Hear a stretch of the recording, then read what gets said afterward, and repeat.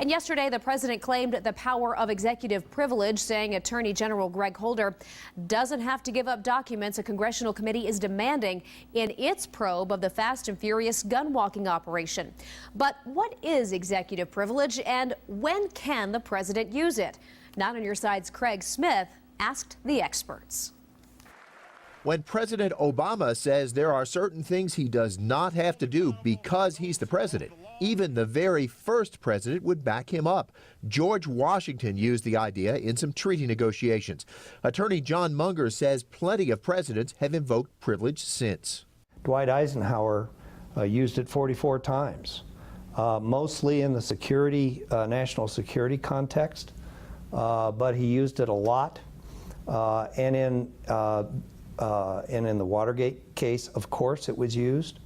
Bill Clinton used it 14 times. George Bush used it 6 times. Retired political science professor Peter Goodenough says the idea that the president can keep some things confidential is like privileged communication with your lawyer, so you can brainstorm, speak freely, and work out tricky issues. The argument being that if someone can come in after the fact and basically go through our discussions we had while we were trying to figure out what the policy should be, then knowing that, who's going to open up?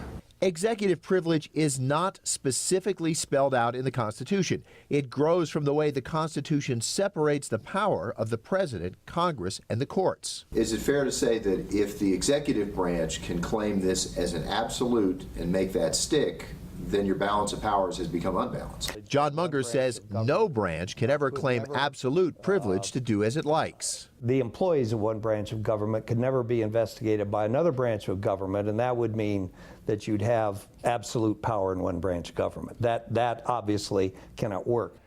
Now, John Munger says it is well established executive privilege applies to the president, but it's not so clear how firmly it applies to other members of the executive branch when the president is not directly involved. So Munger says when Attorney General Holder says the president was not in the loop in discussions of Fast and Furious, that may undercut the privilege claim. Interesting. Craig, and how do these usually work out? Well, usually some sort of compromise ends up working out before either side sets a precedent that could restrict what they can do in the future. All right, Craig, thank you. Well, here at Not on Your Side, we always give our viewers a voice, and we'd like to hear from you. We had so much response to yesterday's question of the day that we're keeping it up for another day. We want to know, was President Barack Obama correct in invoking executive privilege in the Operation Fast and Furious probe? You can join the conversation at KGUN9.com.